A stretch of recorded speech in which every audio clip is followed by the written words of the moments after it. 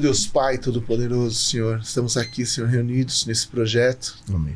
E viemos aqui humildemente, Senhor, pedir a sua bênção. Sim, Pai. Para que nossas atitudes, nossas palavras, nossas ações possam de alguma maneira levar a sua palavra, impactar alguém, impactar um pai, um filho, um esposo. Que essa nossa ação aqui, ela sirva para propagar a sua palavra, a sua doutrina, sim, Pai, os seus mandamentos, que a gente possa aqui também nos servirmos da sua palavra, também aprender um com o outro aqui. Amém. Que a gente possa, nesse momento, nesse dia, nessa manhã, que a gente possa transmitir serenidade, seriedade, propósito, vida, amor, paz, que a gente saia daqui melhor do que chegamos, Senhor. Somos gratos a Ti por essa oportunidade e sabemos que nada acontece sem Ti, Senhor. Por isso, consagramos a Ti esse momento, esse dia. Obrigado, Pai. Pai, nesta manhã, Pai, consagramos esse tempo de comunhão, de unidade. Esse tempo onde nós iremos compartilhar nossas experiências, nossos testemunhos, Pai, para que essa mensagem possa chegar a muitos homens, a muitas mulheres que precisam ouvir a palavra, o conhecimento, o transbordo, Pai. Que o Senhor nos dê a sabedoria, o conhecimento, o discernimento, Pai, para que as palavras que saiam da nossa boca, Pai, não sejam a da nossa carne, e sim do nosso espírito, Pai. Que o Senhor fale através de nós, Pai. Conduza-nos, Pai, para o que o Senhor quer carregar nessa mensagem poderosa que teremos nessa manhã, Pai. Use-nos, Pai. Nos capacite, Pai. Eis-me aqui, Pai, para cumprir o seu ID, Pai. Que através do poder do Espírito Santo, Pai, e da graça que o Senhor derrama sobre nós, Pai, nesta manhã, Pai, a sua vontade seja feita, Pai. Amém, Jesus. Assim, Pai, eu selo essa oração em nome de Jesus Cristo. Amém. Amém. Obrigado, Senhor, por mais um dia, pela oportunidade de estar aqui. Eu concordo, meu Pai, em concordância com a oração dos meus irmãos. Faz desse podcast algo novo, que flua do Teu Espírito Santo, que seja leve, natural, meu Pai, como o Senhor quer trazer para tantas vidas que vão assistir depois, meu Pai, esse vídeo. Nós já te pedimos a Tua bênção, a Tua presença, a Tua graça, a Tua glória, acompanhando e guiando todas as coisas. Nos cobre com Teu sangue, reveste do Teu Espírito Santo, meu Pai, eu te peço.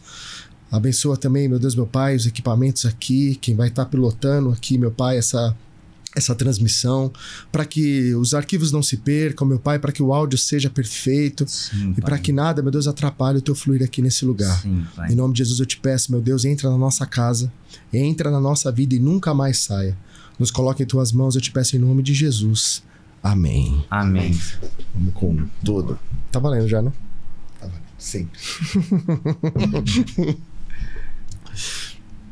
Pessoal, meu nome é Thiago e eu tenho o privilégio de estar aqui para participar de uma das conversas mais importantes.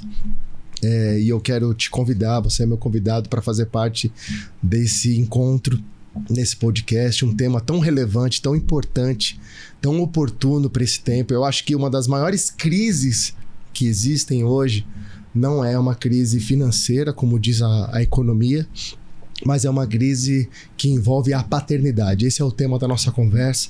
E para essa conversa eu estou aqui diante de duas pessoas que têm histórias incríveis para compartilhar com a gente. Uma delas é o Jean Sandoval, 42 anos, cristão, casado, também é legendário, missionário da palavra, palestrante e também é advogado. Ele nasceu em Londrina, passou por Campo Grande, viveu muitos anos em Cuiabá. Inclusive, ele estava compartilhando que todo mês ele tem essa agenda em Cuiabá, ele vai compartilhar o que ele faz lá, né? Um projeto incrível. E hoje mora em Alphaville, São Paulo, filho de pais divorciados, e carrega uma história de reconstrução, de fé e de propósito. Glória a Deus pela sua vida, Jean. É um prazer estar aqui Amém. Com você. E também para essa apresentação, Ayrton César, meu amigo, meu irmão, companheiro de montanha, de igreja, pai de 4 meninas, empresário, é coautor de um livro que acabou de sair do forno, né? A Montanha que Você Merece. Um homem que eu não sabia da tua história, eu recebi ali um pouco da nossa produção, leves insights daquilo que você vai compartilhar, e eu já fiquei emotivo aqui. Então, que seja leve, que seja uma bênção. Ele carregou dores profundas aqui, tanto na ausência paterna, e tem uma mensagem que é de fato uma responsabilidade grande e um legado. Depois de enfrentar um câncer agressivo em 2018, passou por uma transformação pessoal, espiritual, familiar. Família está aqui nos bastidores, que hoje compartilha através de mentorias, palestras. E eu botei aqui uma frase da própria vida. Cara, como você é reflexo de Jesus por onde passa. Eu tenho o privilégio de caminhar ao seu lado, e eu vejo com a sua leveza, o jeito que você conduz a sua vida, como você carrega Jesus. Isso é maravilhoso. E obrigado pelo convite de estar aqui, e obrigado por ter o privilégio de entrevistar vocês dois aqui. O prazer estar aqui falando com você, Ayrton.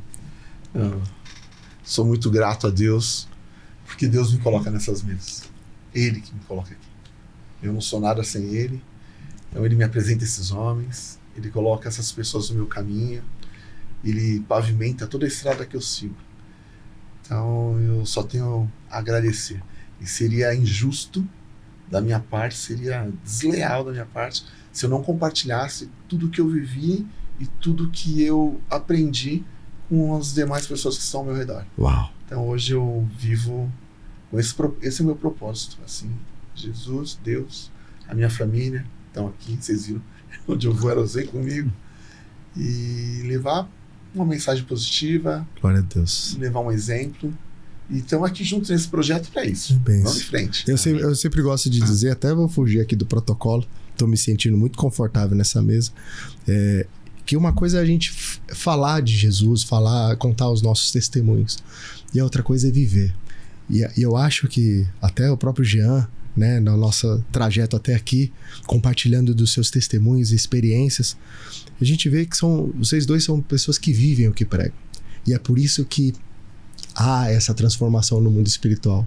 E eu acho isso belo, é o que deixa tudo mais colorido e com muito mais verdade e impacto.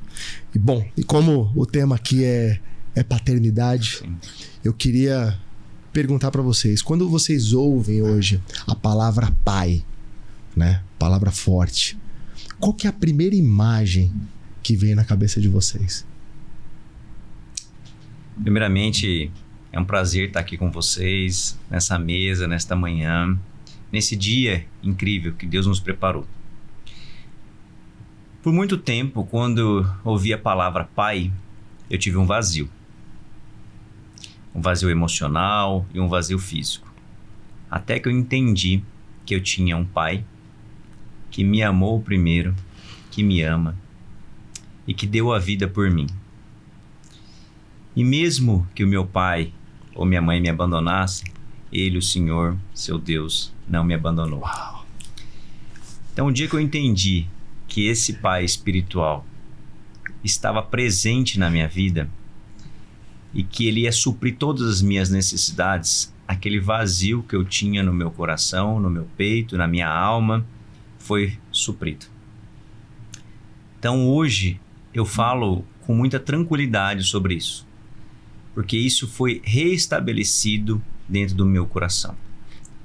E hoje eu tento carregar e levar essa mensagem, mesmo que pessoas foram abandonadas pelos pais em algum momento na vida, tanto de forma física ou emocional, você tem um pai que te ama acima de todas as coisas. Meu Deus do céu.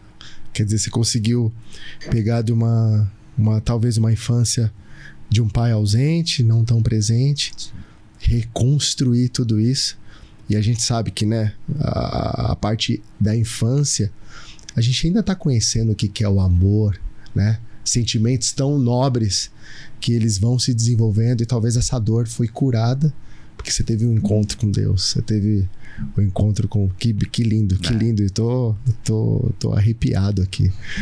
E você, meu amigo, companheiro? Assim, para mim, a minha história, a minha história diante da bênção de Deus, que eu entendi isso, ela é muito recente, né? Então, lá atrás, né, na minha infância, eu fui... Meu pai abandonou a minha família quando eu tinha 2 aninhos, então eu não tive uma referência de pai. E durante muito tempo, eu quero dizer, durante 50 e tantos anos, eu sempre tratei isso de uma forma, não tem paciência, a vida segue. E é assim que vai ser. E eu sempre tratei dessa forma, eu sempre reagi dessa forma, né? Eu sempre encarei isso dessa forma. Vamos em frente. Não me fazia, e eu imaginava isso, que não me fazia falta não ter um pai. Eu imaginava isso. Eu me blindava atrás disso. A minha mente me levava a me esconder atrás disso. Então, não tenho pai, ok, a vida segue. E vamos lá. E vamos em frente, porque tem que fazer as coisas acontecerem. Elas têm que acontecer. A vida tem que seguir em frente. E eu encarei dessa forma, inconscientemente. Então eu vivi muitos anos da minha vida achando que não fazia falta. Não me faz falta. E eu até comentava, quando alguém me perguntava, seu pai, eu não tenho pai. Mas e aí? Eu não tenho. E a vida está ótima também. Então eu encarei muito desse jeito. E décadas da minha vida foi assim. Eu tenho uma história, aconteceram vários episódios na minha vida que me fizeram agir de uma forma A ou B. Talvez a gente discorra aqui durante o nosso podcast, mas eu encarava, cara, não tem, vai assim mesmo. Era assim que eu encarava. O que você acha que gera dentro do menino Ayrton lá atrás a ausência do pai? Ah, sim. Eu cresci num lugar onde todo mundo era errado até que se prove o contrário. Diferente da realidade aqui. Hoje, todo mundo é inocente até que se prove que é culpado. Onde eu cresci, não, todo mundo era culpado. Até que se prove que o cara era inocente. Era um lugar hostil. Hostil, com palavras, é um lugar hostil.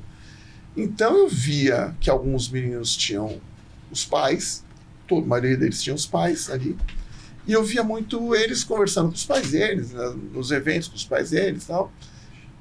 E eu não tinha o meu. Então, no dia dos pais eu não tinha o meu pai. No dia do futebol, os pais levavam, ninguém me levava. Eu ia sozinho, com a cara e coragem. Vira e mexe, um pai daquele me adotava por um homem, sabe?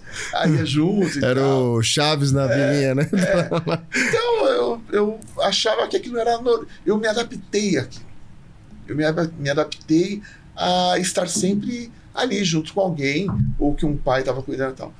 Então, isso para mim foi a minha vida. A minha infância foi assim.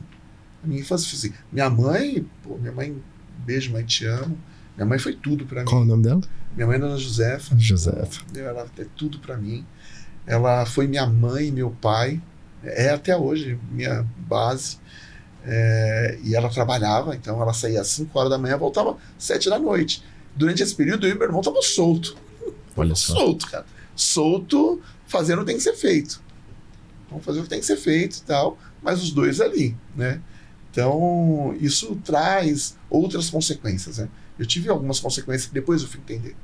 A ausência de uma referência masculina, a ausência de alguém para colocar freio, ou de alguém para colocar direção, né? Porque isso impactou muito a minha vida, a minha e do meu irmão. Então, assim, lá no passado, eu sentia a falta de segundos e depois, não, vamos embora assim mesmo. Olha só. Então, durante alguns segundos, eu sentia a falta quando alguém falava, que seu pai veio? Não, tô sozinho. Então, naquele momento, aquilo me pegava, mas 30 segundos depois eu estava na guerra, no jogo, fazendo o que tem que ser feito. Então, essa foi grande parte da minha... Jean, você que é um cara experiente também nesse tema, qual que é o perigo de um menino crescer sem pai? Sem essa paternidade, né? Sem essa masculinidade, que foi um tema que a gente abordou aqui um pouco antes. Quando você tem ausência, que ela pode ser física ou emocional, como eu já falei, essa criança, esse adolescente e depois esse adulto, ele vai buscar em algo ou em alguém essa ausência. Quando é criança, ele vai pegar uma referência de, como o Ayrton falou, do pai de alguém. Ele vai ficar vulnerável às coisas ruins desse mundo. Quando adolescente, ele vai se espelhar nos amigos da escola, que aí pode ser também amigos que tenham valores e princípios errados. E quando ele é adulto, ele é propenso a buscar e ele vai entrar em relacionamentos tóxicos. Por quê? Porque ele não teve a identidade firmada. Ele não teve uma referência masculina de um homem que direcionou ele com propósito, com proteção, com provisão e com destino. E o que ele vai buscar? Na ausência e na carência afetiva, entrar em relacionamentos que de alguma forma a pessoa, no caso uma mulher, vai dar para ele. E muitas vezes ele vai ficar refém desses relacionamentos. Por quê? Porque por essa caminhada da infância, da adolescência, da vida adulta, ele vai ser propenso a vícios, ele vai ser propenso a relacionamentos tóxicos, ele vai se tornar carente emocionalmente, ele vai ter uma série de sequelas que vai gerar depois um homem fraco emocionalmente. Que aí um homem fraco emocionalmente, ele está vulnerável na sociedade e vulnerável nas situações sentimentais, profissionais, nos relacionamentos com amigos. Ele está sempre com aquele complexo de inferioridade, de rejeição. E aí, é onde a gente vê a sociedade hoje com tantos casos de agressões físicas, emocionais, psicológicas, morais, sexuais e patrimoniais, que é a mais conhecida Lei Maria da Penha, né? E até casos de feminicídio, porque ele não sabe lidar com as emoções, porque ele não foi preparado por um pai ao longo da vida. Meu Deus do céu. Olha o impacto, né, da falta da paternidade. Como é que... Quer falar? Eu me recordo o seguinte, que quando alguém falava sobre pai, né, a minha mente dizia assim, não ter pai não me faz falta. Mas os meus olhos diziam outra coisa. Então na minha mente eu dizia, não ter pai não faz falta. Mas o meu olhar, o meu jeito me dizia outra coisa. Eu sabia. Sabe? As pessoas talvez não soubessem, mas eu sabia que dizia outra coisa. Mas... Para complementar, 80% dos nossos bloqueios, segundo os estudos, estão relacionados à paternidade. 80%? 80% dos bloqueios que nós temos está relacionado à paternidade. É muito alto, cara. É muito alto. E por isso até que nós estamos aqui, nesse dia, nós estamos se levantando para compartilhar isso, porque as pessoas, e principalmente os homens, os pais, eles não têm a dimensão dessa responsabilidade que eles têm. Tanto de ser um pai presente fisicamente como emocionalmente.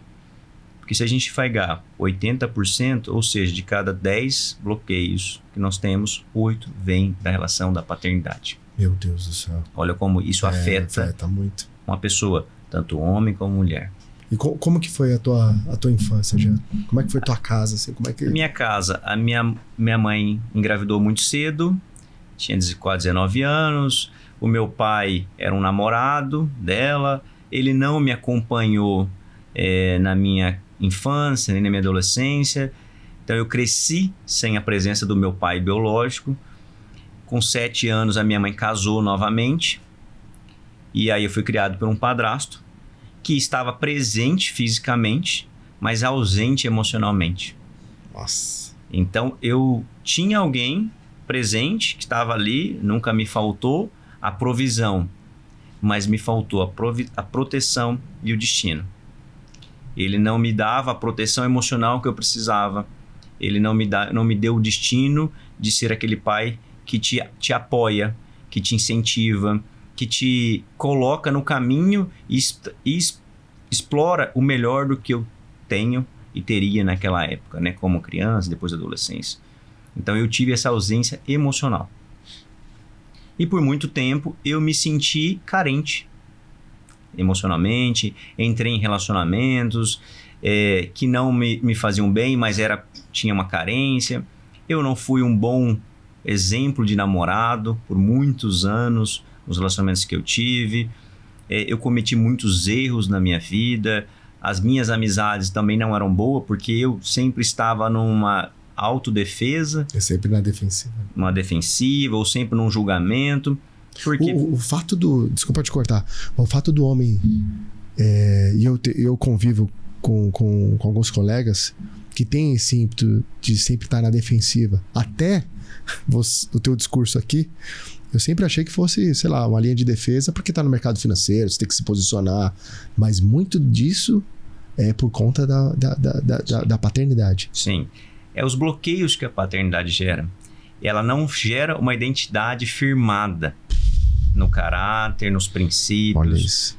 E aí você sempre vai julgar, se defender, porque é a zona de segurança que você tem. Meu Deus do céu. Então, é muito importante que vocês, pais, saibam das responsabilidades que vocês têm com os seus filhos. Vocês têm que dar proteção, provisão e destino para eles. E estar presente tanto fisicamente como emocionalmente. E a gente escuta muito, Tiago, os pais falam assim, não, mas eu coloco comida em casa. Não é só isso. Não é apenas isso. Isso é um braço da sua responsabilidade. Você tem que dar a provisão, sim, para o seu filho. Casa, comida, uma boa escola, um lazer. Mas você tem que dar proteção e destino para eles. Você tem que firmar a identidade dele todos os dias. Elogiar, falar as qualidades, falar as coisas boas. E o que mais a gente vê são homens, pais, sempre chamando a criança de burro, que você não sabe nada, que você é incompetente, que você é preguiçoso, que você não vai ser nada da vida. Isso tem consequências, porque são maldições lançadas e palavras que afetam a identidade dessa criança. Você passou por isso na infância? Passei por isso. É mesmo? Passei. Eu ouvia muitas coisas ruins, não só ouvia, mas eu via muitos exemplos ruins. E eu tive que passar por um processo de mudar o meu drive mental nos últimos 4 anos, de começar a mudar o meu drive mental para quebrar esses padrões de culturais e de exemplos ruins que eu vivi na minha casa. Meu Deus do céu. Então eu ainda estou no processo, estarei no processo até o último dia, porque foram muitos anos vendo exemplos ruins e hoje eu tenho que todo dia falar, eu preciso ser melhor, eu tenho que mudar isso, eu tenho que fazer assim, para que seja realmente um homem do reino. Uhum. O divórcio dos seus pais, né? Eles entraram em que momento? Qual foi? O meu pai biológico e a minha mãe, eles praticamente foram namorados, então com 1 ano de idade... eles não se casaram? Não se casaram. Com 1 ano de idade, ele já não está mais para ir da minha vida. Então, do 1 ano até os 7 anos, eu não tive a figura de um pai. Eu morava com meus avós e com a minha mãe. Com 7 anos, a minha mãe casou com meu padrasto. E até meus 24 anos, eles estavam juntos. Então, ao longo da minha final da infância, adolescência e vida adulta, o meu padrasto estava ali. Mas ele não estava presente emocionalmente. Ele não me deu proteção e destino. Ele me deu provisão. Uma casa boa, um carro bom, uma escola, uma faculdade, viagens, um conforto. Mas não me deu a proteção e o destino que eu precisava para ser um homem de verdade, um homem com princípios, um homem digno de falar assim, esse é um homem de referência. Eu não era esse homem de referência, não tinha bons exemplos para dar, porque infelizmente eu não vi bons exemplos dentro da minha casa. E aí eu passei por um processo e estou nesse processo de transformação, né? De se tornar cada dia um homem melhor. Quer ver que engraçado, né, Ayrton? É uma fala dele e vai muito de encontro com uma aula que eu estava tendo no seminário de teologia. Que hoje o homem é provedor, que paga os boletos, ele acredita que é o melhor pai do mundo, o melhor marido. E esse é... O filho só quer atenção, né? Só quer que o pai largue o celular e... Ele sabe quanto que é um boleto. O seu filho nunca vai... Ele não tem interesse no seu saldo bancário. Não tem. Ele não sabe qual... Não tem... Olha essa frase. O teu filho não tem interesse no teu saldo bancário. Ele quer o teu relacionamento. Ele quer a tua atenção. Sua atenção. É isso que muda o jogo. É isso o que faz de você realmente o pai. Porque pagar conta, qualquer um pode pagar. Sim. Pode, acabamos de ouvir. Qualquer um pode pagar a conta. Até o cara que nunca te viu pode pagar a conta. Mas ser seu pai, estar presente, Uau. saber as suas dores, saber o seu dia a dia, o que te chateia, o que não te chateia, o que você pensa. Dividir isso com seu filho é muito importante. Eu vi um programa esses dias, um programa americano, que eles fizeram uma dinâmica, tava os pais e os filhos. Aí eles colocaram os filhos numa sala, não sei se vocês sabem dessa história, e os pais em outra sala. E a pergunta do apresentador foi a seguinte: se você tivesse a oportunidade de jantar com qualquer pessoa no mundo, com quem que você jantaria? Em qualquer lugar do mundo, com qualquer pessoa do mundo. Aí os pais, eu com a artista tal, com o Ayrton Senna, com fulano de tal, com referência. Chega unanimidade para todos os filhos. Eu jantaria com o meu pai, com a minha mãe. Olha, é o que você tá dizendo, né? Não importa se eu tô num bom colégio ou não, ali a alegria. Agora, voltando no tempo, eu me lembrava, eu tive uma experiência com colégio muito boa na infância, na igreja, mas eu não via a hora de chegar em casa e brincar com meu pai. Meu pai, ele é pregador da palavra, e ele pregava à noite, assim, eu tinha que estudar no outro dia. Eu não abria mão de acompanhá-lo. Eu sentava no primeiro banco, eu não respirava, e eu tenho até esse meio que toque hoje, né? Quando eu tô prestando atenção em algo, ou vendo um filme, eu não gosto de barulho. E eu peguei isso porque ele ainda tá vivo, Amém. Essa referência, né? De homem, de Deus, de palavra. E eu nem tava preocupado se ele tava com os boletos, quanto é que era a mensalidade da escola. Se você pegar nas histórias bíblicas, você vai ver que Jesus, ele valorizava muito o tempo de mesa com os discípulos. Ele desfrutava daquele tempo. E eu vou contar algo pessoal, né, que eu nunca acho que compartilhei. As minhas maiores dores foram na mesa. Uau. A minha maior dor foi na mesa. Quando eu tinha 9 anos, eu pedi para o meu padrasto se eu podia chamar ele de pai. E a resposta dele foi não. Que eu poderia e deveria continuar chamando ele de tio. E hoje, vindo para cá, me veio à memória isso. E aí eu entendi o porquê que depois, ao longo da vida, a mesa sempre foi um lugar que eu não gostaria de permanecer. Eu sempre comia e queria sair da mesa.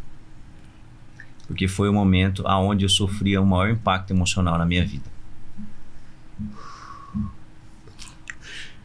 E através dessa dor, hoje eu tento levar essa mensagem para pais de filhos biológicos e pais de filhos que não são seus.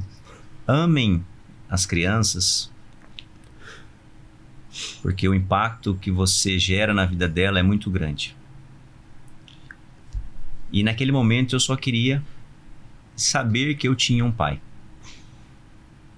E eu cresci, como eu já disse, sem a presença emocional dele na minha vida. E aquilo foi muito doloroso, porque foi algo que eu reprimi dentro de mim e carreguei como uma dor, como o Ayrton falou. Eu tenho que superar isso, eu tenho que seguir em frente. Eu não tenho, eu vou seguir em frente. Só que isso gerou consequências ruins dentro de mim. E hoje uma das coisas que a minha esposa mais me cobra é o tempo de mesa. Que é a hora que eu tô na mesa que eu desligue. Mas aquela emoção sempre eu tento comer e já sair da mesa. Olha só, meu Deus do céu. Então que você que está ouvindo essa mensagem, que você dê tempo de mesa para os seus filhos, que você dê amor para os seus filhos, sendo biológicos ou não, que você ame os seus enteados, a sua enteada, como se ela fosse a sua filha, porque isso gera um impacto muito grande na vida deles. Verdade. Em que momento você encontrou Jesus? Que momento que você tem esse... Eu encontrei Jesus no momento aonde eu passei por uma quebra financeira, emocional e espiritual. E ali eu falei, cara, a única coisa que eu tenho, ou a coisa que eu mais tenho de importante é Jesus, é Deus, e eu não estou dando valor. E eu fui para um retiro em 27 de julho de 2018. Eu lembro exatamente a data. Porque dali em diante, eu passei uma semana chorando. Eu passei uma semana chorando por entender que eu tinha um pai que me amava, que deu a vida por mim e eu não dava a minha vida por ele. E naquela semana eu emagreci 5 quilos. Nossa. E na semana seguinte, eu tinha uma prova da OAB. E eu fui fazer a prova da OAB. E era domingo, dia 5 de agosto, às 10 horas da manhã. Eu ajoelhei na beira da minha cama e falei: Deus, eu estudei, eu fiz a minha parte, mas emocionalmente eu não tenho condições de fazer essa prova. Se eu passar, eu vou falar para todo mundo que quem fez essa prova foi você. Aqui, tá vendo o poder da oração, né? Como ora. E naquele dia 5 de agosto de 2018, eu fiz a prova da OAB e passei, mas quem fez a prova não fui eu, foi Deus. E eu entrego a honra e a glória para Ele, daquele momento, daquela nova fase profissional. E dali em diante, a minha vida foi buscar e servir a Deus. Então eu comei por esse processo. Então são uma caminhadas que agora vão fazer 8 anos, caminhando e crescendo diariamente, né? Na presença, na palavra, na leitura, nesse tempo de comunhão, nesse transbordo, porque quando você transborda, você abre a oportunidade para encher o copo novamente. Exato. Com conhecimento. E aí você transborda de novo, e aí você recebe de novo. E é um processo diário e contínuo. Nossa, uau. Eu tô emocionado aqui, meu Deus do céu. Meu amigo, Ayrton, eu fiquei surpreso quando eu não sabia que você tinha passado pelo que passou, né? Como que foi isso, cara? Como é que essa doença te encontra e depois você é curado? A gente, hoje, né, você ouve muito assim, né? Ou você vem no amor ou vem na dor, né? Eu vim na dor. Então, assim, eu era o pai do provedor ausente.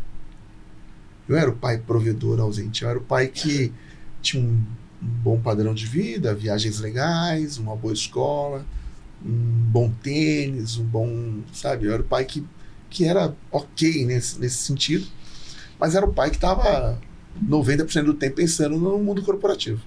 Mercado financeiro, você trabalha 24/7. Você vem para casa no trânsito pensando nas coisas que você fez e que vai fazer. Então, eu desligava malemar nas férias, né? Nas férias desligava, a gente ia para algum lugar distante, bem distante, para tentar não lembrar na vida corporativa, né?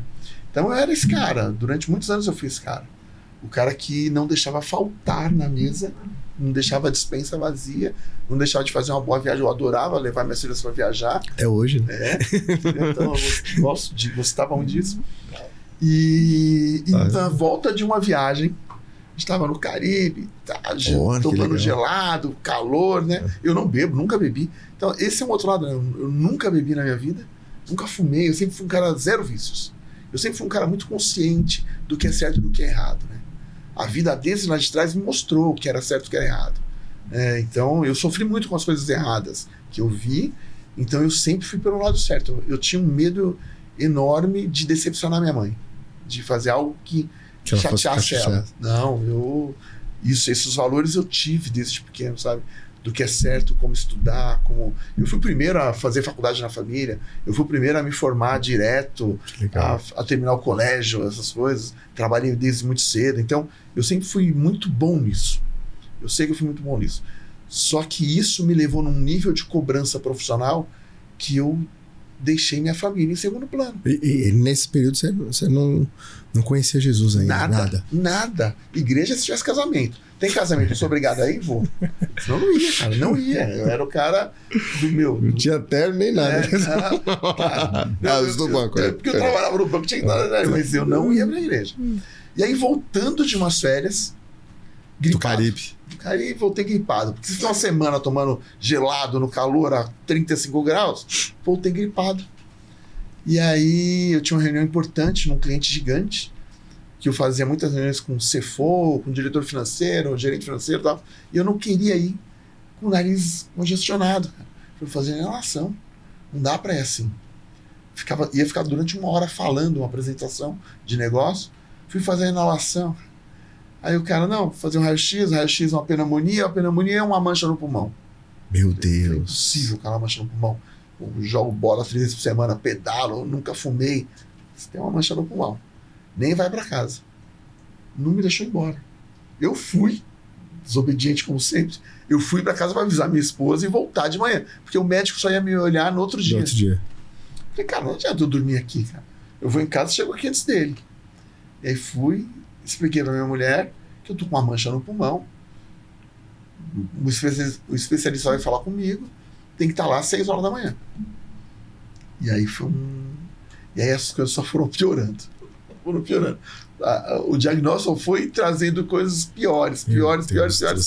Até um dia, eu já estava uns 15 dias no hospital, e eu bem fisicamente. Eu não tinha nada, assim. O pessoal até, esse cara tá fazendo aqui hotel? Cara, eu não tinha nada. Eu levava o negócio do banco para trabalhar de lá, porque eu não sentia nada.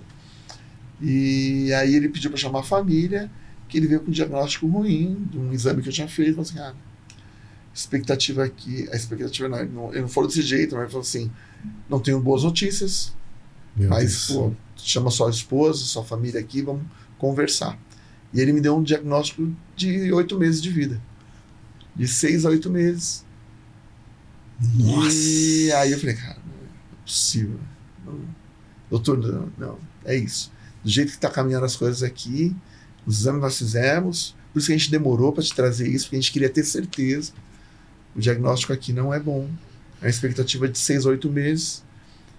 Ou fazer algo radical, que era abrir o peito e tal, e ver o que tinha lá. Cara, assim, nesses 15 dias ele teve tempo de me conhecer e saber que eu não ia esperar 6 a 8 meses, a gente ia fazer algo radical. E eu falei, doutor, vamos fazer algo radical, cara. Não vou esperar aqui, não vou ficar aqui esperando a vida acontecer. Vamos fazer o que o senhor achar que tem que fazer, o que é a nossa única chance.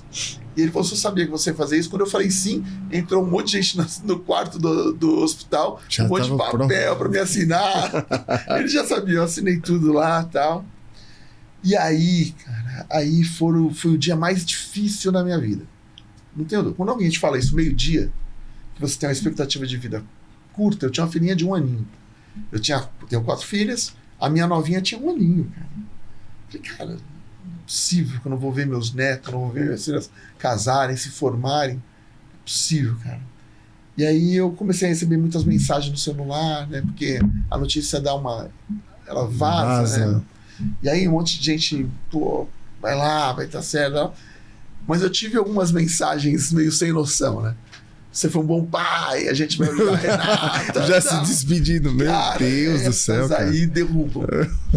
O hospital permitiu minha família inteira ir pro quarto naquele dia, então todo mundo passou o dia comigo lá. Então eu fiquei com as minhas 4 filhas lá, minha esposa. Então a gente ficou ali, né? Eu e minha esposa, cara, eu comecei a alinhar com ela algumas coisas, né? Falei, ó, amor, se acontecer algo que não é o que a gente quer, esse é o caminho. Senha de conta, seguro de vida. Meu Deus, olha, né? Onde chegou. Você tem que se preparar, né? Eu era um cara muito racional até então. Então, cara, deixar tudo pronto, tudo estruturado, para que a Renata não fique com esse problemão aqui, né? Então, vou deixar ela com 4 crianças. Ela tem que ter pelo menos o que eu puder adiantar aqui, para que ela não sofra, eu vou fazer. Hoje tem que fazer isso, porque não tinha, sabe, o relógio já estava 6 horas da manhã, eu entrei em cirurgia, 6 horas da manhã do outro dia. E era uma cirurgia de risco? Era uma cirurgia de risco, né? 12 horas de cirurgia, Nossa, 3 dias em coma induzido, e abrir meu peito 100%, 12 horas com o peito aberto. Então você tem risco de infarto, de alguma coisa. O médico foi bem claro comigo, falei, cirurgia de risco total, cara. Total. Te manter vivo durante horas com o peito aberto, e eu vendo aqui o que eu vou fazer. Meu Jesus. Eu falei, doutor, vamos pra cima. Cara. E você estava com medo? Eu tava com muito medo. Eu fiquei mal assim. Eu não perto das minhas meninas, mas eu fiquei mal. A hora que elas foram embora 10 da noite, pô. Desaba, né, cara? Aí ficou eu e minha filha mais velha, né, a Júlia, ficou comigo. E naquele dia, dentre as 400 mensagens que eu recebi 400 mensagens. E eu li todas. Porque vinha mensagem de gente que eu não via há muito tempo, vinha mensagem de gente que estava perto. E você começa a pensar o que eu deixei de fazer. Cara, nessa hora você entende que o que vale não é o saldo bancário, é o tempo. O tempo tem um valor inestimável, cara. Porque de nada adiantava qualquer coisa que eu tivesse na minha conta se eu queria ter mais 2 dias. Eu queria ter mais 3 dias. Eu queria ter mais 6 meses. Nessa hora você fala, cara, eu queria ter mais um tempo para fazer as coisas que eu negligenciei. E então eu recebi muitas mensagens difíceis, sabe? Tipo, não foi maldade, mas a forma que me é escrita, às vezes você fala. E dentre essas mensagens todas, eu recebi uma mensagem de uma tia minha que não tá mais com a gente, mas eu amo a vida dela, amei a vida dela. Ela mandou para mim Isaías 41:10. Oh, meu Deus, coisa linda. Que eu sabia que era alguma coisa da Bíblia, mas eu não tinha muita noção de quem era Isaías. Quando eu li aquilo, não temas que eu estou contigo, eu te protejo, te defendo com a destra da minha mão, porque Glória eu sou o seu a Deus. Glória a Deus. Quando eu li aquilo, cara, eu comecei a rir. Eu estava deitado numa cama, minha filha no sofá, eu comecei a rir. Falei, filha, deu tudo certo. É sério? Filha, deu tudo certo. E a minha filha, Júlia, falou assim, pô, pai, que bom que o senhor tá feliz, o senhor tá animado. Falei, tô, filha, deu tudo certo. Deu tudo certo, nós vamos pra cirurgia amanhã e vai dar tudo certo. Amém. Olha o que a tia mandou aqui, eu li pra ela. E eu falei, filha, não tem como dar certo, olha isso aqui. Eu não era um cara convertido, cara. Mas meu coração encheu naquela hora. De e eu fé, fiquei feliz, eu não alegria. dormi mais, eu tomei banho, e fiquei esperando a anestesista. E, cara, a minha cirurgia, que eram 12 horas, levou 6. Meu Deus, que Cara, bem. o cara abriu meu peito. A minha esposa linda, que eu amo, sempre tem que lembrar disso, ficou na porta do centro cirúrgico, ajoelhada, durante as 8, 9 horas de cirurgia. Meu Deus. Agradecendo a Deus, porque ela já era convertida. Já era convertida. Já Amém. era, então eu não tenho dúvida Valorosa. que Deus ouviu as preces dela. Amém. A minha cirurgia, o cara abriu meu peito, tinha um timoma de 1,3 kg no peito. Jesus amado. Sim. Ele ficou surpreso, mas ele tirou, não tinha nada ramificado. Ele cortou 5 milímetros, saiu na mão dele. Ele falou que não sabia me explicar como. Ele fechou e eu tô aqui hoje, 8 anos depois. Amém. Glória a Deus. Glória a Deus. Então, foi no mesmo período da sua prova. Foi em junho de 2018. Copa do Mundo rolando e eu lá sendo operado. Então, cara, não tem como você passar por esse processo e continuar Do mesmo jeito. do mesmo jeito. Alguém, algo te quer aqui. Algo te mantém aqui. E aí foi a minha conversão se deu ali, na dor. Eu saí de lá e eu falei, eu tenho que ir na igreja. Eu não sei qual, mas eu preciso ir na igreja, eu preciso ir na casa do Senhor agradecer. Amém. E foi ali que eu saí. A primeira coisa que eu fiz foi na igreja. E eu cheguei a 20 metros da igreja, comecei a ouvir uma música. Eu não sabia que era louvor, eu ouvi uma música. Você lembra da música? Que eu lembro. E essa música falava comigo. Eu falei, cara, que música é essa falando comigo? E ele falava das 99, sabe? Ah, que Era bem. Isaías Saad, estava Sim, louvando na igreja. Ousado amor. Ousado amor. Meu amigo Isaías, companheiro. Então era ele que estava levando louvor na igreja, que eu fui naquele dia. Eu não sabia o que era louvor, eu sabia que era uma música. E eu comecei a chorar a 20 metros da igreja, porque eu ouvi a música, eu comecei a chorar. Parei de chorar às 11 horas da noite. Amém. A pastora me mandando embora para casa, eu não queria ir para casa, eu queria ficar lá. Eu tô me sentindo bem aqui, eu não quero ir embora. Foi assim, cara. Então, Que lindo, desde meu então, Deus. eu não tenho como não retribuir isso. Seria injusto, seria um covarde se eu não levasse a palavra do Senhor. Uau! Amém.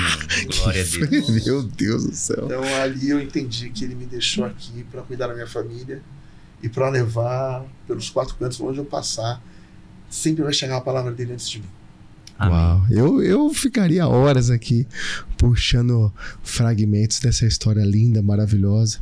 Mas é engraçado como o louvor tem esse poder, né? Eu ouvi uma canção, essa canção falou comigo, me fez entrar na igreja e você ali iniciou um relacionamento que Deus já estava só esperando, né? Você estava de portas abertas e você o encontra e aí tudo começa a fazer sentido. E é engraçado porque Essa canção ela é composta por um grande adorador que ele tem, olha isso, ele tem um projeto de tocar, de ministrar em presídios. Que benção. Muito lindo assim o projeto dele. E eu sei, Jean, eu nem sei se você pode compartilhar isso aqui, mas eu ouvi histórias incríveis daquilo que Deus tem feito na sua vida, no seu ministério, essa missão que você tem. Você é um missionário, né? Sim. De fato, de entrar em lugares onde talvez ou o pregador não é bem-vindo, ou ele se acha incapaz, né? Ele não sabe nem que sermão trazer ali para aquele cenário ali de trevas, né? De pânico. E queria que você dividisse um pouco com a gente como que é esse chamado. Talvez não tenha a ver aqui com a paternidade, ou sim, porque tem olha aí, muito a ver. Só pegando um gancho do louvor, da adoração, se a gente pegar as histórias bíblicas, né? Saul, nos momentos dele de raiva, de descontrole, ele chamava Davi para tocar harpa. E Davi tocava a harpa e Saul se acalmava. Então, o louvor, a adoração, tem esse poder, né, de nos acalmar, de falar conosco, de tocar o mais profundo da nossa alma, né? Então, até por isso que muitos cantores gospels, muitos ministros do louvor e adoração são atacados. E geralmente são os mais atacados na igreja, são eles, né? Por quê? Porque através dessa louvor e adoração, nós nos abrimos e nos entregamos a receber uma palavra. Então, por isso que muitas vezes essas pessoas são as mais atacadas dentro de uma igreja. Além, lógico, dos pastores e demais pessoas. Mas também, para complementar a sua fala sobre presídios, né?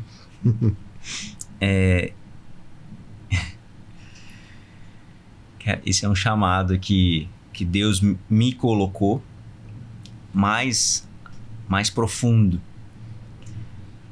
Porque eu, né, pelo histórico que eu já falei, era uma pessoa muito julgadora. E eu julgava muito as pessoas que estão no presídio como pessoas ruins. E eu nunca imaginava que estaria dentro do presídio. E muito menos levando a palavra. Muito menos dentro da palavra. Até que em novembro de 24, na semana que eu mudei para Alphaville, despertou isso no meu coração, no meu espírito, que eu teria que começar a levar a palavra para dentro de presídios. Eu imaginei que seria na minha mudança em São Paulo, mas Deus queria mais de mim. Uau. Então, em junho do ano passado, eu voltei e vou, né, como já comentei com você, Thiago, todo mês para Cuiabá para ministrar para homens que têm medida protetiva. E dentro desse trabalho, para esses homens sem medida protetiva que estão soltos, eu também comecei a ir num presídio em Cuiabá, um presídio chamado Agamenon. E lá a gente tem feito um trabalho de levar um testemunho, de levar a palavra, de transbordar na vida desses homens com o nosso tempo e também ofertando livros.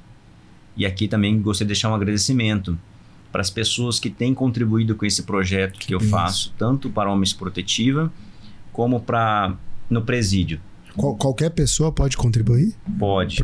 A gente pode, de repente, né, depois dividir o link na descrição do vídeo. Nesse primeiro momento, as pessoas, que eu vou citar um nome aqui, porque a gente tem que dar honra a quem tem honra. O Thiago Brunet tem ofertado livros. O Pablo Marçal ofertou livros. Que bênção. O Wilson Júnior, que é um irmão legendário, ofertou livros. Que ele escreveu, inclusive. Que ele próprio escreveu. O Dário Brunet, pastor Dário Brunet, pai do Thiago Brunet, também ofertou livros. Então aqui eu gostaria de dar honra a vocês que têm contribuído com esse projeto. E esses homens no presídio, toda vez que eu vou lá, eles agradecem por esses livros. Porque eu não sei se você sabe, Thiago, quando eles leem um livro, e depois eles compartilham com as pessoas. Olha só que lindo. Então um livro pode passar o presídio inteiro. Que bênção. Na mão de várias pessoas. E aí, como eu vou lá todo mês, eles me dão um relato do como eles receberam aquele livro, o que eles aprenderam com aquilo, e eles agradecem. E também, nesse processo, eles têm aceitado Jesus.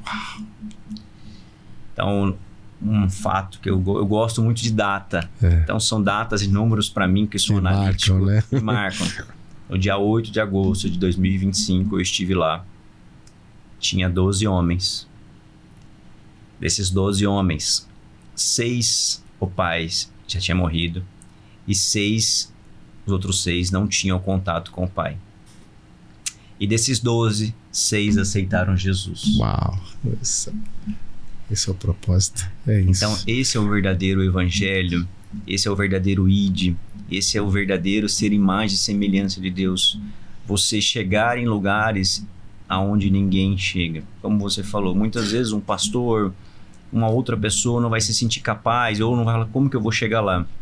Mas nós, pessoas comuns, podemos chegar e podemos fazer.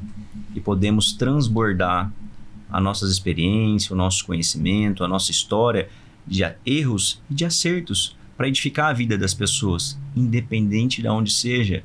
Pode ser no presídio? Pode. Deus me chamou para o presídio, mas Deus não vai chamar todos. Deus me chamou para falar promessa protetiva, mas talvez não sejam todos. Mas a gente pode ir numa padaria, levar o evangelho. Você pode ir no lava-jato, onde você lava o seu carro, levar o evangelho. Fala, Deus. Você pode, se é onde você vai comprar uma roupa, você pode fazer isso numa negociação de um imóvel. E eu dou um testemunho aqui. Há um mês atrás eu fiz isso com uma pessoa que estava comprando o meu imóvel. Faltava fé para essa pessoa. Ela falava que já estava aprovado o financiamento, mas não assinava o contrato. Eu falei, mas se você crê, se tudo é possível aquele que crê, o que você está fazendo então? Marcos 9, 23. E aí ele falou, verdade. E aí Deus trabalhou na vida dele, 2 dias depois ele assinou o contrato. Uau, que bênção. Ou seja, você pode e deve ser missionário da palavra. Você tem que levar o evangelho, como está em Marcos 16, 15, Mateus 28, 19. Ide e pregar o evangelho a toda criatura. Por onde você passar, não importa onde, você pode e deve fazer isso. Glória a Deus, que lindo, né? Tanta referência que vocês carregam, tanto impacto, né? De principalmente viver dores na infância de paternidade e serem usados exatamente nessa área para abençoar. Eu costumo falar para as pessoas que eu converso, os meus amigos que são pais, né? Porque todo mundo fala assim, pô, você tem 4 filhos e tal. Eu viro meio que uma referência pelo monte de filhas que eu tenho, né? Graças a Deus, Deus me deu um monte de filhos. E só menina, hein? Só então menina. tem um plus, né? Agora, minha netinha linda, Helena. Que Eu benção. costumo falar com meus amigos que ainda não têm filhos, né? E que estão naquela iminência de virar pai. Eu falo assim, cara, quando você tiver um filho, você vai falar muitas coisas pra ele. Muitas coisas pra ele. Faz isso, faz aquilo, faz aquilo. Mas ele vai fazer o que você fizer. Sim. Uma coisa é você falar, outra coisa é você ser o exemplo fazendo. Então, o que eu deixo para os meus amigos que têm filhos e que terão, seja o exemplo na atitude, não nas palavras, sabe? Porque falar, a internet fala para ele. Os vídeos do YouTube falam para ele, os artistas, os influencers falam para ele. Mas quando você faz, você vira a influência dele. Quando ele te vê fazendo, ele te segue, ele te copia. Então o exemplo maior de um pai é na atitude. Esteja presente, esteja ali do lado dele. Dê o exemplo na sua atitude, no seu tempo. Não deixa alguém adotar seu filho, não. É isso que eu digo para os meus amigos. Uau. A gente tá nesse papo aqui e eu não sei como é que vocês vão fazer. As horas se passaram que vocês não fazem ideia. Passou do nosso combinado aqui e tá tudo certo. Mas se tiver uma parte 2, por favor, eu tô aqui para vocês. Muito bom ouvir isso. Mas antes de acabar, antes de... É doloroso encerrar um bate-papo desse tempo de mesa, né? Sim. Como já colocou aqui. Mas eu quero fazer uma... Quero fazer uma dinâmica aqui com vocês, um bate-bola. Vai ser separado, uma pergunta para cada um. E vão ser perguntas. Hoje de manhã eu tava preparando o roteiro, eu falei assim: vão ser perguntas diferentes. Falei pra produção. Porque pra um não copiar o outro, pra não ir na onda do outro. Então eu quero começar com o Jean. Jean, um lugar que você se lembra que marcou o seu recomeço? Eu acho que talvez tenha essa resposta, mas eu vou deixar você. Tem uma parte na história linda que você compartilhou. O meu recomeço, ele recomeça diariamente. Esse cara é incrível. Gente, ele é diariamente. Você recomeça todos os dias sendo melhor do que ontem. E todo dia você começa lutando com o seu velho homem, para você ser um novo homem todos os dias. Eu tenho várias datas, vários lugares que marcaram. Cara, mas o que mais marca e o que mais me mexe comigo é na presença do Senhor, no meu secreto, dobrando meu joelho e orando. Uau. É isso que mais me marca, esse novo recomeço. E esse novo recomeço, o que me pegou, como você fez a pergunta, foi um dia que eu me prostrei e falei: Deus, eu só tenho você, eu não tenho mais nada. E de fato eu não tinha. Mas ali me fez entender que eu tinha, que era Ele. Ele é o meu recomeço diário. É Ele o que me enche todos os dias para fazer o que deve ser feito. Show, mano. Coisa linda. Meu Deus do céu. Ayrton, tem alguma frase, algum versículo que te guia, cara? Que você fala assim, cara, esse aqui, se pudesse ser minha frase, o meu versículo da vida, seria esse. Bom, me diz. O que me deu fôlego novo, o que me trouxe de novo pro game, foi Isaías 41:10. Né? Isaías 41:10, se eu pudesse, eu tatuava no meu corpo. Isaías 41:10 pra mim foi o dia que eu entendi que a vida é muito mais do que eu vivia. Eu entendi que o meu objetivo aqui é muito além do que eu fazia, né? Então, acho que foi naquele dia, naquele versículo, que eu aflorei para a vida, sabe? Acho que eu nasci...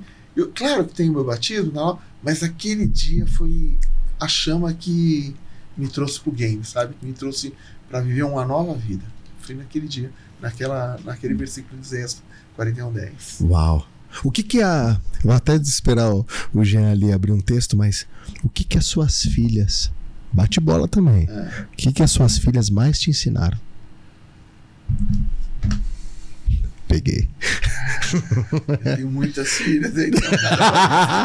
No geral, que você fala assim, cara... No geral... Elas me ensinaram a ser esse Ayrton.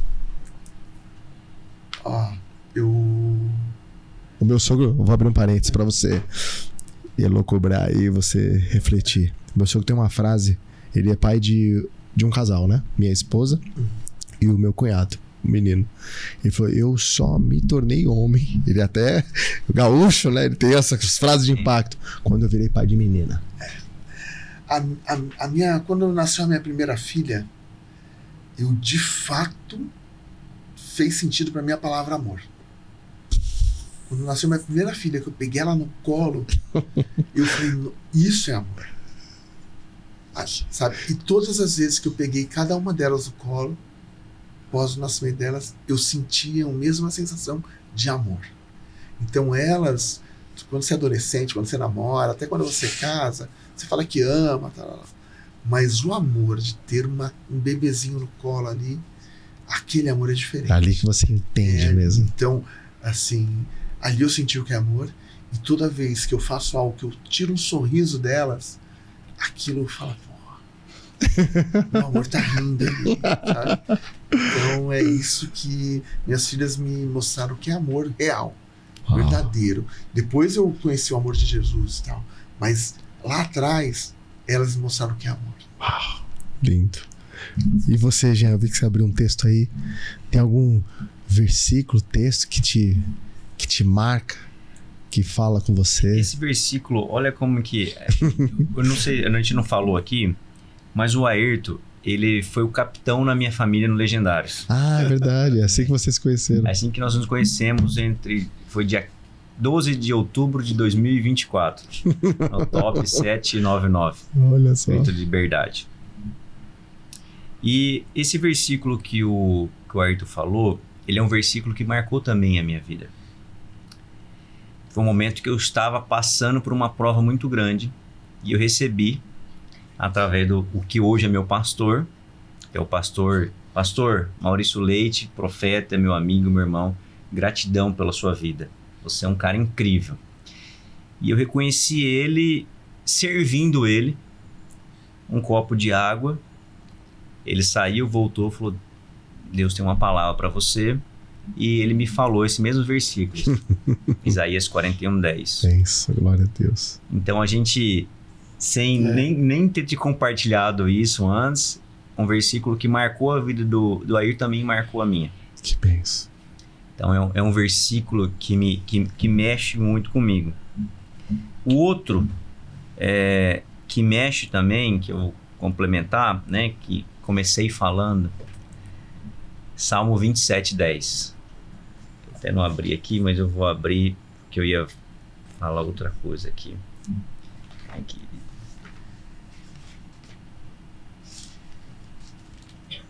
Uau, que papo. Que tempo de mesa precioso, meu Deus do céu. Salmo 27:10. Mesmo que meu pai e minha mãe me abandonem, o Senhor me acolherá. É ele. Como é que a gente encerra um tempo de mesa como esse? Que texto. Então são esses dois versículos que têm me norteado e me dado força diariamente para recomeçar diariamente, para enfrentar os desafios diariamente, para ser verdadeiro um homem do reino. Sim, para os meus amigos pais aí, prover é importante. Presença é essencial. Mas obediência é inegociável. Não negocio nunca. Glória a Deus. A gente teve uma conversa aqui com dois homens incríveis, dois homens que são referência hoje, pela graça de Deus, por esse amor que carregam. É perceptível aqui a presença de Deus no estúdio, nos bastidores, enfim, em tudo aquilo que a gente compartilhou. Momentos de cura, de reconstrução, de renovo, de missão, de propósito, de verdade, de ser pai de verdade.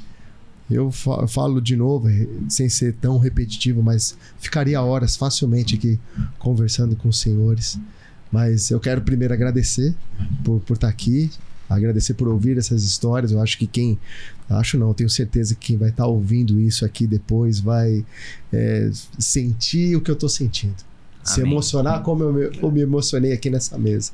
Amém. E eu quero que vocês deixem aqui uma palavra, se é que ainda tem mais, né? Porque tantas frases, tantos testemunhos que vocês dividiram aqui com a gente, que foram preciosos. Eu vou revisitar esse podcast inúmeras vezes. E eu quero que vocês fiquem à vontade aqui para dizer, olhar para a câmera e falar o que vocês estão sentindo, falar também aí depois, né, do evento, o que vocês estão pensando, e tudo isso que engloba essa união, dessa amizade tão preciosa que foi separada por Deus. Sim. Eu queria deixar aqui esse é um tema muito importante, que às vezes a gente negligencia. Então eu quero deixar aqui um convite para todos os nossos amigos, todas as pessoas que estão de alguma forma assistindo essa conversa nossa aqui, né? Que você revisite tudo que você tem feito como pai, que você repense. Às vezes você está indo no caminho bom, mas é bom você revisitar. E às vezes você pode ter pontos a melhorar, todos aqui temos pontos a melhorar. E acho que essa é uma conversa franca, de homens para homens, que o objetivo dela é te trazer para o game, te trazer para o jogo de ser um pai real. Não só um pai biológico, seja um pai real. Nem todos os pais são biológicos. Sabe? Eu tenho uma filha, que ela é minha enteada, mas para mim ela é filha, tá comigo desde sempre. Então, a conversa é a mesma com todas elas, entendeu? Então, o jeito de pensar, o jeito de amar, o jeito de sentir é o mesmo com todas elas. Se você puder, e se você não puder, faça com que você possa, revisite a sua forma de lidar com seus filhos, de lidar com a sua esposa.